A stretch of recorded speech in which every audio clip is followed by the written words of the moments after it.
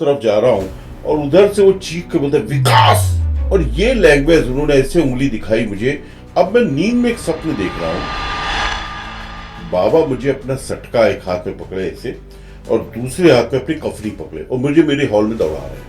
मेरे रोंगटे खड़े होने शुरू हो गए। देखिए मैं आपको बोल रहा हूँ, मेरे ऐसे हालत, डंडा उनका मेरे पड़ा तो मेरे मुंह से चीख निकली, बाबा।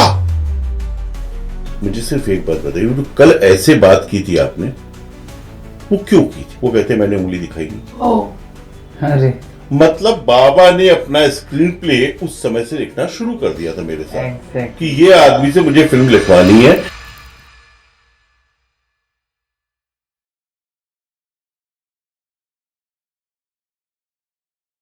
ओम Sai Ram, welcome back to our channel. आज हम आपसे मिलवाने वाले हैं बहुत ही जाने माने महानुभाव मिस्टर विकास कपूर जी, जिनको गॉड्स ऑन राइटर का खिताब टाइम्स ऑफ इंडिया पर मिला और शिरडी साईं बाबा मूवी के लिए उनको प्रेजेंट अवार्ड मिला।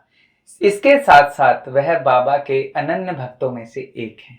तो आज हमारे साथ है विकास कपूर जी, जो हमारे साथ बाबा की ढेर सारी लीलाएं शेयर करेंगे और उसके साथ बाबा के जीवन के ऊपर उन्होंने जितनी बुक्स लिखी हैं और जो सीरियल लिखा है उसके बिहाफ पे हम उनसे जानेंगे बाबा के हिस्ट्री के बारे में और बाबा की बहुत सारी अनसुनी बातें जो आज विकास कपूर जी हमारे साथ शेयर करने वाले हैं। ओम साई राम विकास जी। ओम साई राम। साईं बाबा के बारे में क्या बात शुरू करें। हम सबके मन में अगर कोई बसा हुआ है तो वो मेरे साईं हैं, और साईं से जो मेरा साक्षात हुआ वो एक दिलचस्प कथा है मेरे जीवन की। मैं 1994 में बॉम्बे आया अपने शहर कानपुर से, और बॉम्बे आने के बाद मैं जो उत्तर प्रदेश का था, राम कृष्ण शिव मेरे आराध्य देव थे, उन्हीं की आराधना पूजा किया करता था। मैंने अपने जीवन में साईं बाबा का बहुत ज़्यादा नाम नहीं सुना। बॉम्बे आने के बाद मेरे कई मित्रों ने मुझसे कहा, लेकिन मेरा कोई इंटरेस्ट नहीं था कि मैं शिरडी जाऊं, बाबा से मिलूं।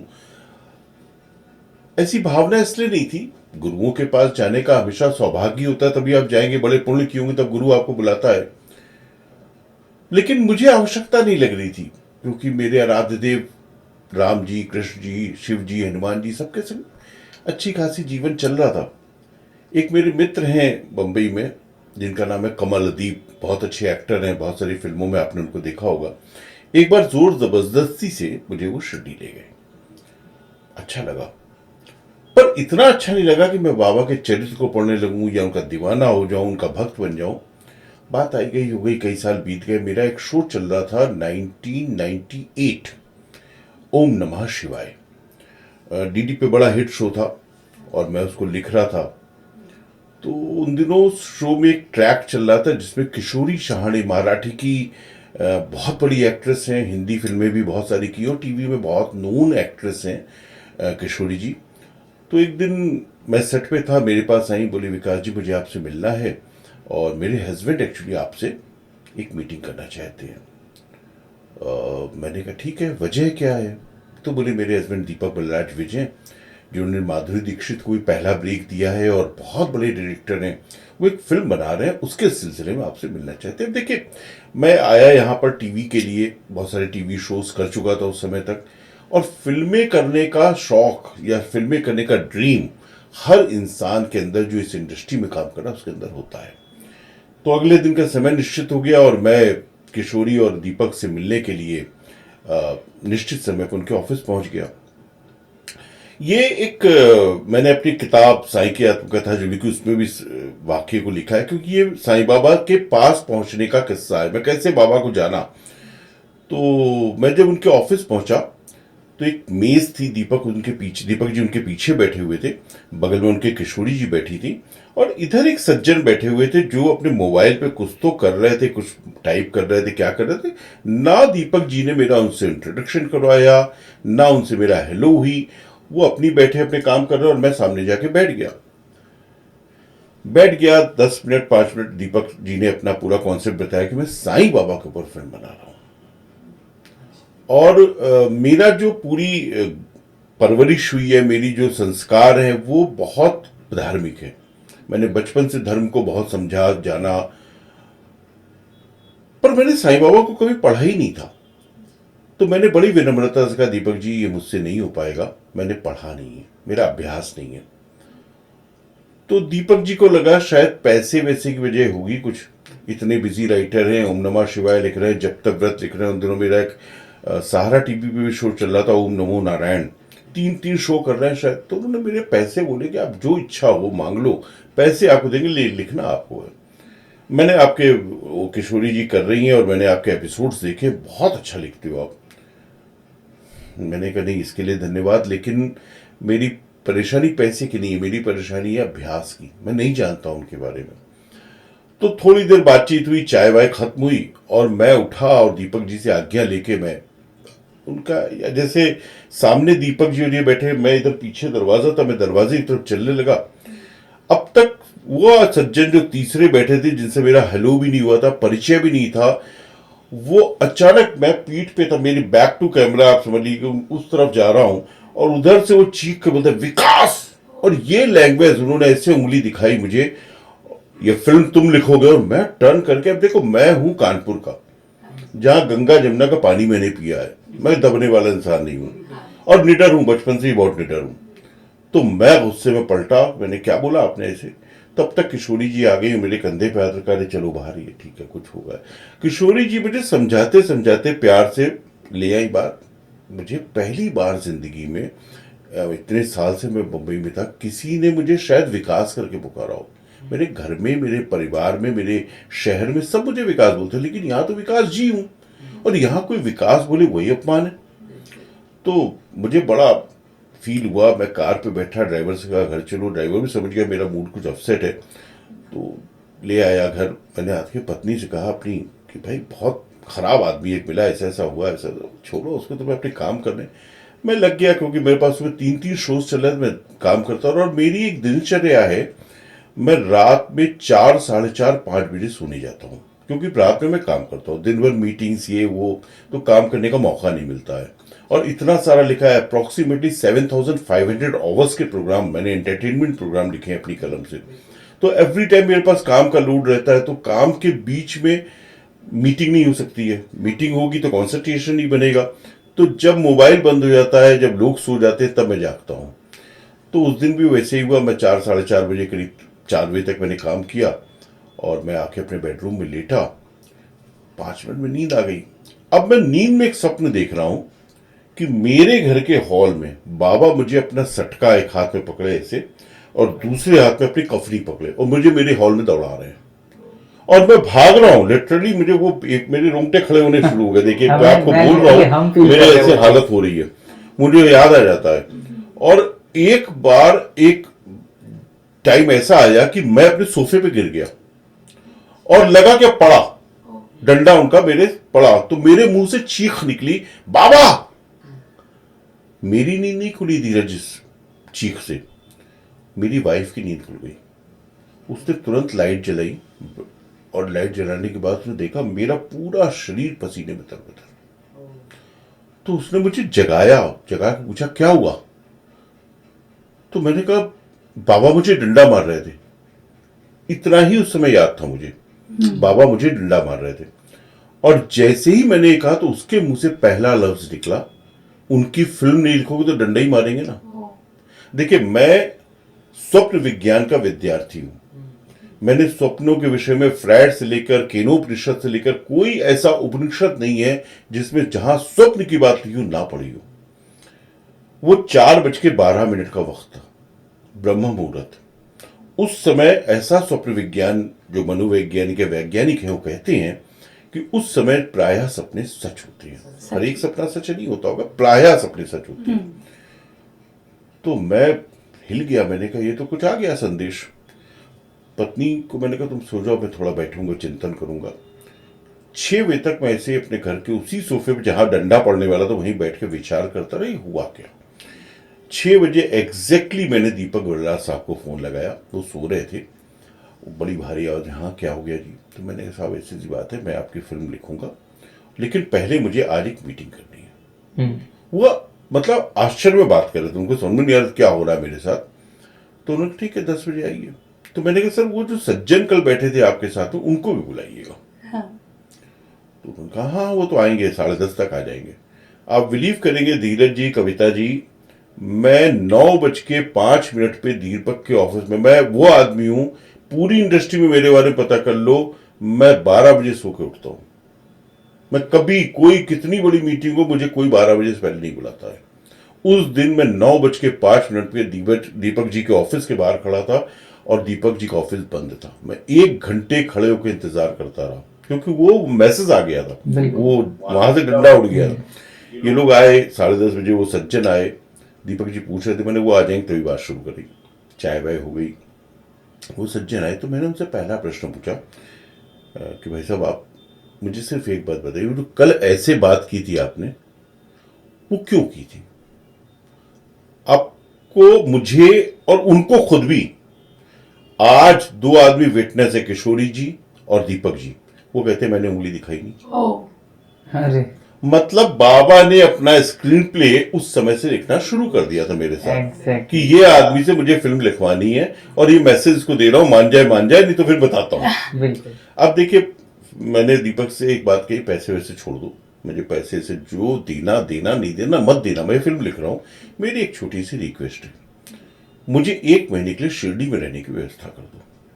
अब वो जो सज्जन थे वो खुद प्रोड्यूसर थे, उनका नाम है श्री औशिम खेत्रपाल। तो उन्होंने तुरंत कहा कि सर आप आज ही शिरडी जाना हो चाहो, मैं वहां होटल बुक कर देता हूं, आप जाके आराम से। तो मैंने, नहीं मुझे 2-3 दिन लगेंगे यहाँ का काम वाम समेट के, और मैं शिरडी गया।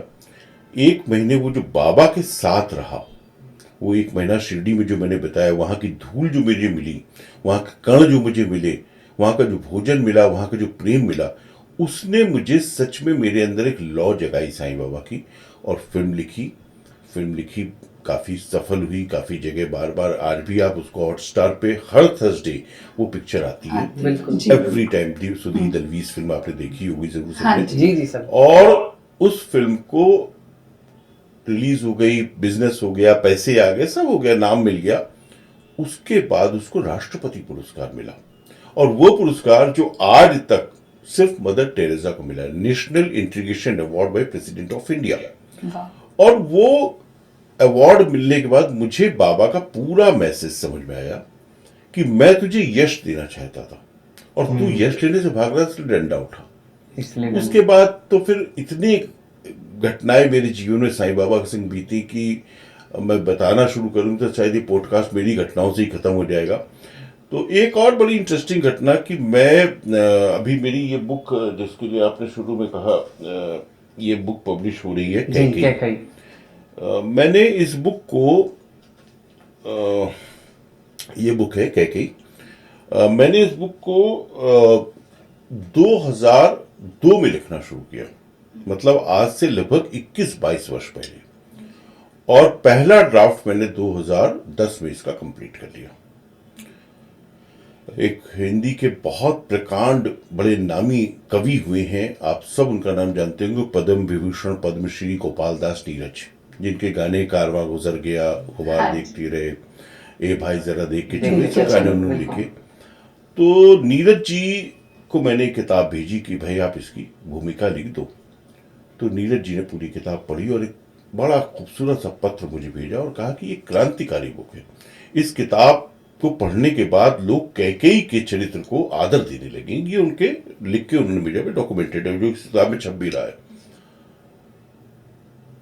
लेकिन 2012 आते आते मुझे पता नहीं क्यों लगने लगा कि नहीं, ये किताब में भी बहुत काम बाकी है, इसको पब्लिकेशन में नहीं जाना चाहिए।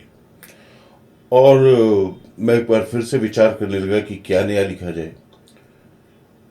तो वो विचार चल रहा था, और एक रात मुझे मेरी पत्नी, मेरे बच्चे सब, मेरा बेटा मेरे कानपुर शहर गए हुए थे अपने घर, और मैं बॉम्बे में अकेला था। तो उस रात मुझे बाबा ने एक स्वप्न दिखाया, और स्वप्न दिखाने के बाद उन्होंने मुझसे कहा या नहीं कहा या दिखाया कि मेरे इस चरित्र पे कुछ काम होना चाहिए। तो मैं उठ के बैठ गया, करीब 3:30 बजा होगा उस वक्त, और मैंने बाबा का जो स्नान किया, और स्नान करके जो भी धूप पूजा की बाबा की, और किताब लिखने बैठा।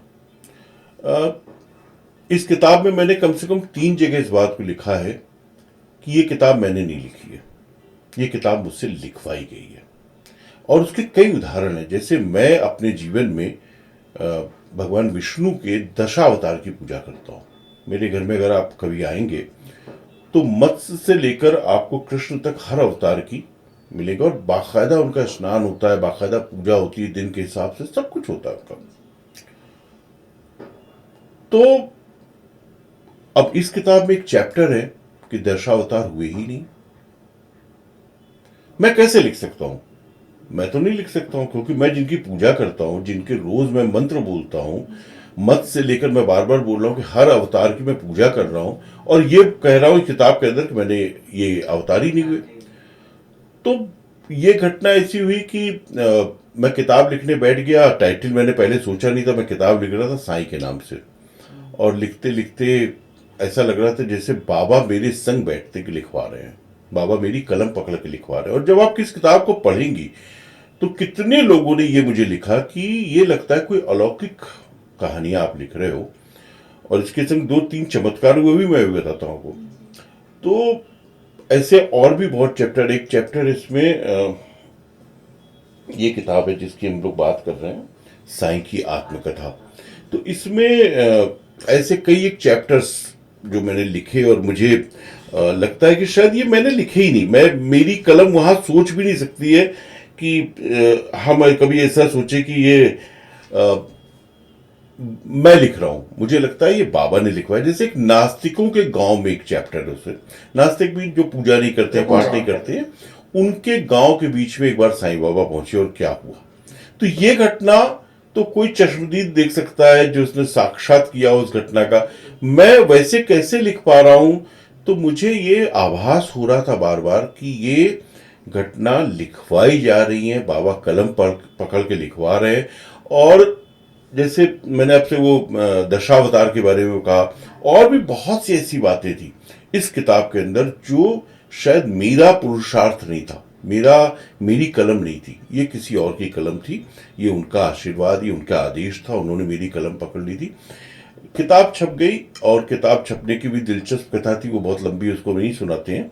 किताब स्टर्लिंग प्रकाशन दिल्ली ने छापी, और छपने के बाद ये किताब को लेकर काफ़ी लोगों के संग कुछ घटनाएं घट रही थी।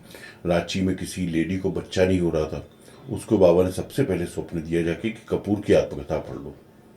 उसने बेचारी ने ढूंढ ढांड के कहीं से किताब खरीदी और इसको पढ़ा, और पढ़ के उसको 1.5 साल बाद डिलीवर किया उसने एक बच्चा।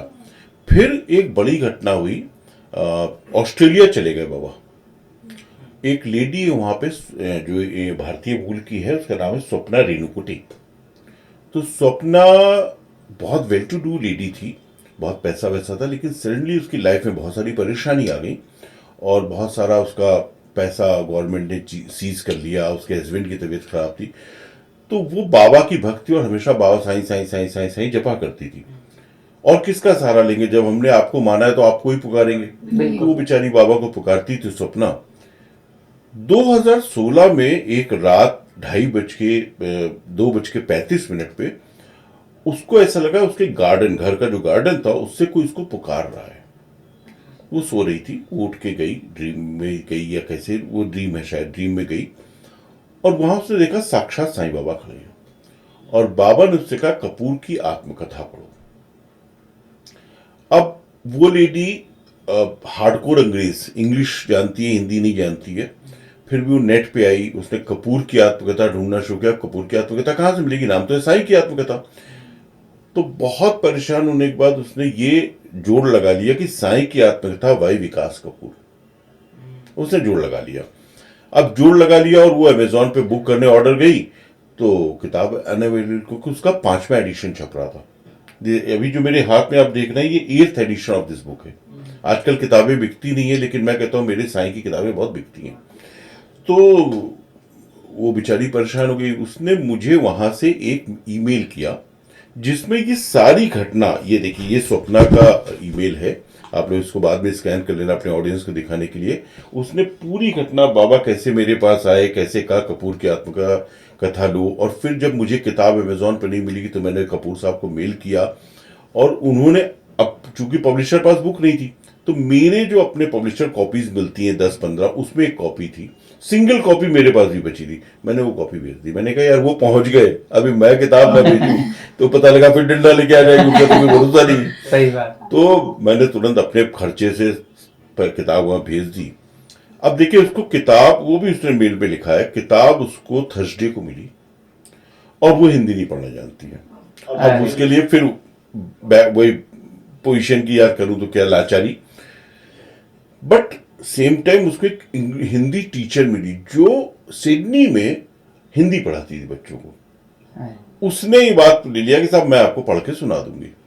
तो उसने विद इन 7 डेज, इस थर्सडे से उस थर्सडे उसने उसको किताब सुना दी। और जिस दिन किताब खत्म हुई उस समय सुबह के 10:30 लिखा है उसने, 10:30 बजे थे और 12:30 बजे उसकी 85% गवर्नमेंट प्रॉब्लम सॉल्व हुई, मेल आ गया उसको। अब इससे बड़ा चमत्कार तो मैं समझता हूँ संसार में कोई बताएगा, और ये डॉक्यूमेंटेड है, किसी ने सिडनी से लेटर भेजा है मुझे। एग्जैक्टली। तो ये सब घटनाएं हुई। इसके सिलसिले में एक चीज और हुई कि ये किताब शायद दिल्ली एयरपोर्ट पे थी और वहां पे एक हिंदी के बहुत प्रतिष्ठित राइटर हैं, जो अभी नहीं रहे, मेरे बड़े गुरु जैसे कह लीजिए या बड़े आदरणीय कह लीजिए, डॉक्टर शरद पगारे, जिनको बहुत सारे एकेडमी अवार्ड मिले, बहुत अच्छी अच्छी किताबें लिखी। मैं उनका रसिया हूँ, मतलब उनकी जब किताब पढ़ता हूँ तो मैं खो जाता हूँ, इतना सुंदर लिखते हैं वो। तो वो कहीं दिल्ली से आ रहे थे और दिल्ली एयरपोर्ट पर उनको ये साईं की आत्मकथा मिली, बाबा के भक्त थे। तो उन्होंने भी ये किताब खरीद ली और उसके बाद उन्होंने इस किताब को पढ़ा और पढ़ने के बाद उन्होंने मुझे एक पत्र लिखा कि भाई मैंने ये किताब पढ़ी और मैं ये, तो इस किताब को तो दीवाना हो गया हूं, क्योंकि आपने इसमें जो कुंडलिनी का चैप्टर लिखा है, मैं पिछले 60, जिसमें मेरी बात हो रही है वो 82 के थे, 60 सालों से कुंडलिनी को समझने की कोशिश कर रहा हूं, लेकिन आज तक मुझे विद्या समझ में नहीं आई। पतंजलि महाराज, वाल्मीकि महाराज, सबको पढ़ रहा, लेकिन कुंडली होती क्या आज तक नहीं जान पाया। लेकिन आपके एक छोटे से चैप्टर ने मुझे 1 मिनट में समझा दिया कुंडली क्या है।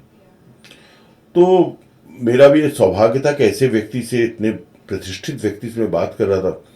मैंने उनसे निवेदन किया कि देखिए साईं की आत्मकथा काफ़ी प्रकाशित हो रही है, पॉपुलर बुक है, मेरा एक निवेदन है, अभी इसका उस वक्त 3rd एडिशन आ रहा था, आप इसकी भूमिका लिख दीजिए।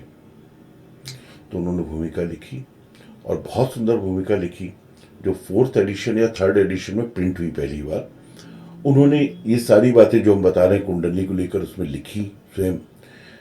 तो फिर भी अंत में मैं यही कहता हूं कि ये जो साईं की आत्मकथा थी ये मेरी लिखी हुई नहीं, मैंने नहीं लिखी है, मेरा पुरुषार्थ नहीं है, ये किसी और का कर्म है, किसी और का शुभाशीष है मुझे, जो मुझसे लिखवाया गया। उसके बाद फिर बहुत सारे सीरियल्स साईं बाबा के ऊपर मैंने लिखे, बहुत सोनी टीवी पे, जी टीवी पे, सभी पे सीरियल्स मेरे लिखे हुए हैं साईं बाबा को लेकर। बच्चों के लिए बहुत डिमांड आ रही थी जब मैं साईं की आत्मकथा लिख चुका था कि कुछ बच्चों के लिए लिखना चाहिए, बच्चों को साईं बाबा कैसे पहुंचाया जाए।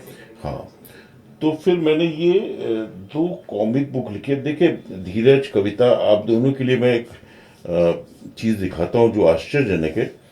ये पहली किताब थी शिरडी साईं बाबा, जिसकी अब तक 4 लाख प्रतियां बिकी हैं।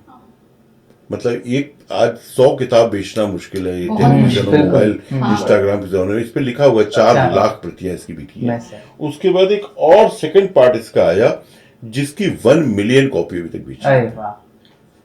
तो ये बच्चों के लिए है, इसमें बच्चों की बातें हैं बाबा के संबंध में, और ये एक मतलब 10 लाख प्रतियां आज के जमाने में बेचना ही अपने आप में, तो ये लगता है मेरा इसमें कुछ नहीं है। ये कराने वाला वो शिरडी बैठा हुआ है डंडा लेके, वो अपना करवा लेते हैं। मतलब साईं जरिया बनाते हैं हमेशा। हाँ, बाबा बेसिकली आपको चुन लेते हैं और आपको चुनने के बाद वो दिखा देते हैं कि तुम्हें इस रास्ते पे बढ़ना है। बाबा का सबसे इम्पोर्टेंट जो मुझे लगता है वो काम यही है कि वो आपके मार्गदर्शक हैं, आपका रास्ता दिखाने वाले हैं। आपको किस रास्ते पे बढ़ना है वो बाबा पहले से जानते हैं, तो वो आपको उस रास्ते की तरफ बढ़ा देते हैं। पहले प्यार से बताते हैं, नहीं समझ आए तो वो उठाते हैं। डंडा उड़ जाता है उनका। बिल्कुल। विकास सर, मैं इसके साथ आपको एक बार फिर से शिरडी लेके चलता हूँ। जब आप फर्स्ट टाइम गए, जब आप रिसर्च के लिए निकले थे, आई होप कि उस टाइम पे मेरे ख्याल से डेफिनेटली इंटरनेट की सुविधा इतनी ज्यादा नहीं थी जब आपने फर्स्ट टाइम स्टार्ट किया था रिसर्च करना। तो जो 1 मंथ आपने वहां पे बिताया। देखिए, मैं जब शुरू में गया शिरडी, तो मेरा इनिशियल 3 4 5 दिन तो सिर्फ एक बाबा से कनेक्शन बनाने की कोशिश थी, जो रामकृष्ण हनुमान शिव से मेरा बना हुआ था बचपन से। क्योंकि वो मैं- बचपन से। हाँ, वो संस्कार थे।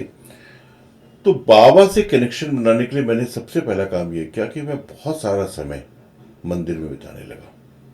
और वो समय इतना मंदिर का ऐसा था नहीं जैसा आज की हालत है, इतनी क्राउड है। और क्राउड क्यों ना हो, क्राउड तो आएगा, पूरे लोगों को कृपा मिलती है तो भीड़ आती है। तो उस समय इतनी भीड़ नहीं थी, सब लोग मुझे 2 दिन में जान गए, काफ़ी लोग मुझे हेल्प कर रहे थे।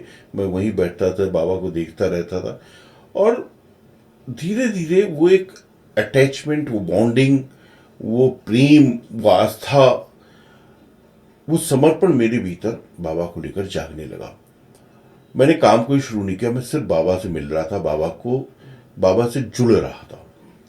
फिर मेरी मुलाकात हुई, सबसे पहली मुलाकात हुई, आप लोगों ने अगर साईं बाबा का चरित्र पढ़ा होगा तो महालसा पति जी का नाम जरूर सुना। जी जी बिल्कुल। महालसा जी वो व्यक्ति जिन्होंने साईं बाबा को साईं नाम दिया।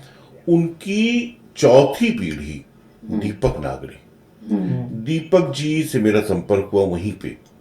और दीपक जी के संग मैंने थोड़ा सा होटल में इधर उधर खाते पीते समय बातचीत करना, उनको समझने की कोशिश की, क्योंकि उसमें महालसा पिताजी का संस्कार थे। तो उनसे मुझे बहुत सारी चीजें पता लगनी शुरू हुई। फिर मैंने दीपक जी से कहा कि बाबा के शिरडी में जितने परिवार है, देखिए बाबा के परिवार किसको कहते हैं, बाबा का अपना तो कोई परिवार था नहीं, विवाह तो किया नहीं। तो जो लोग बाबा से डिवोटी थे, बाबा के जो लोग वहां रहते थे शिरडी में, कुछ ऐसे 30 35 परिवार हैं जो बाबा के लिए कुछ ना कुछ करते थे। जैसे आपने बहुत लोगों का नाम सुनोगे, तात्या का परिवार, वायजाबाई के बेटे थे वो। फिर श्यामा का परिवार, ऐसे कुलकर्णी, बाकी बहुत सारे परिवार थे जो बाबा से बहुत समीप का संपर्क, बहुत सारे से, जैसे लक्ष्मीबाई के परिवार से आज भी बाबा का खाना बन के आता है, खिचड़ी बन के आती है, आज भी बाबा भोग लेते हैं, उन्हीं के घर का लेते हैं। तो ऐसे परिवारों से मैंने उनसे रिक्वेस्ट की कि मुझे मिलवाओ।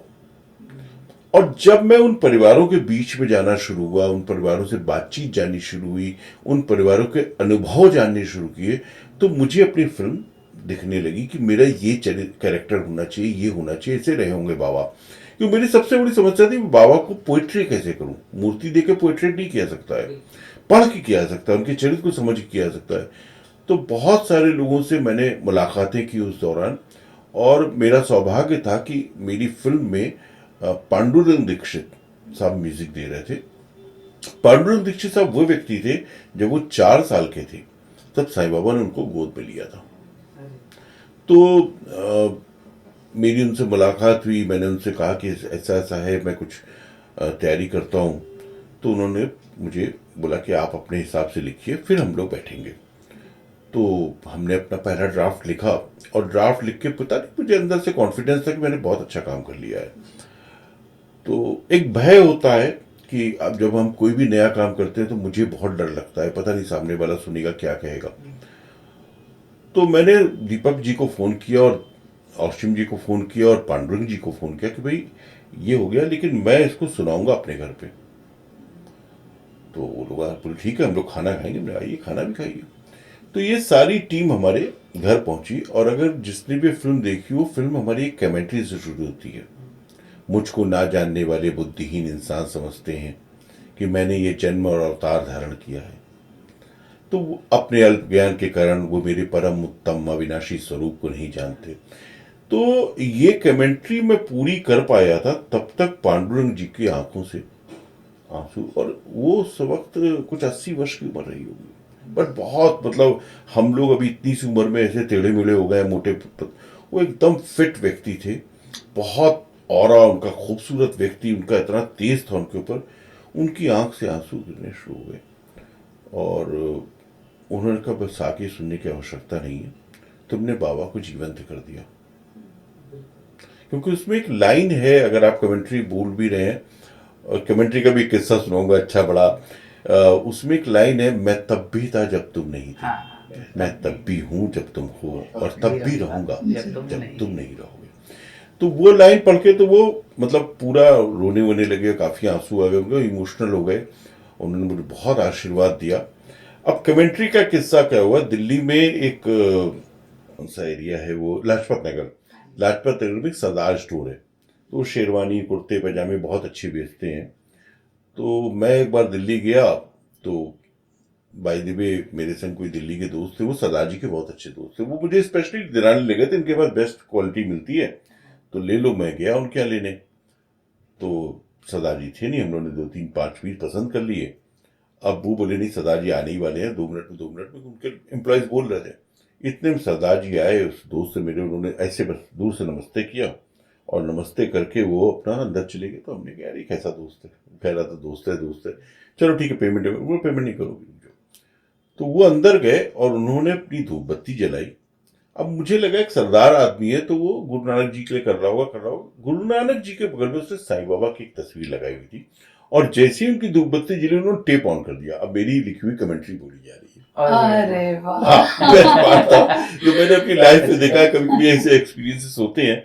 और कमेंट्री पे पूरी उन्होंने धूप बाबा को दिखाई, पूरा दिया दिखा लिया, पूरी कमेंट्री चलती रही और पूरा हो गया। उसके बाद उन्होंने पूजा पाठ कर लिया, फिर इलायची दाने का प्रसाद हमको भी दिया, उसको भी दिया, और बैठिए। तो मेरे दोस्त ने कहा सर आप ये क्या कर रहे थे? बोले मैं तो रोज ये पूजा करता हूँ, तो ये बाबा के शब्द सुनता हूँ, क्योंकि ऐसे है लगता है मैं मेरे बाबा बोल रहे हैं। तो उन्होंने कहा ये इन्होंने लिखे। और सर आप धीरज बिलीव करोगे, उस आदमी ने कुछ 18,000 रुपए का पेमेंट था। हम लोग परेशान हो गए, उसने पैसे नहीं लिए। मैंने कहा सर, मैं बोले आप एक काम करो, पास में कौन सा मंदिर है दिल्ली में, कौन सा मंदिर है साईं बाबा का बड़ा, हाँ, लोधी रोड मंदिर। लोधी रोड मंदिर में चले जाओ, वहां दान कर दो, मैं पैसे अब आपसे नहीं लूंगा। जी। तो वो आस्था है, भक्ति है, लोगों की प्यार है। और वो उस कमेंट्री के संग वाक्य हुआ। तो ऐसे बहुत सारे वाक्य जीवन में होते रहे, और बाबा मुझे आज भी, अभी भी, और हर पल ऐसा लगता है कि मेरे साथ हैं। हर पल मुझे ऐसा लगता है कि मुझे रास्ता दिखा रहे हैं। और सच बात, मैंने जैसे शुरू की बात कि मैं तो, मेरे आराध्य तो शिव जी थे, राम जी थे।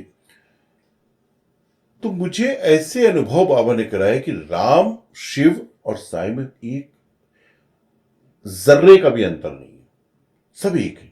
और ये आप कभी साईं की आत्मकथा पढ़ेंगे तो ये आपको एक चैप्टर मिलेगा कि भगवान है कौन। बहुत लोगों के मन में सवाल होता है कि भगवान कहाँ है, क्यों है, कैसे। उस किताब में एक चैप्टर मिलता है कि भगवान को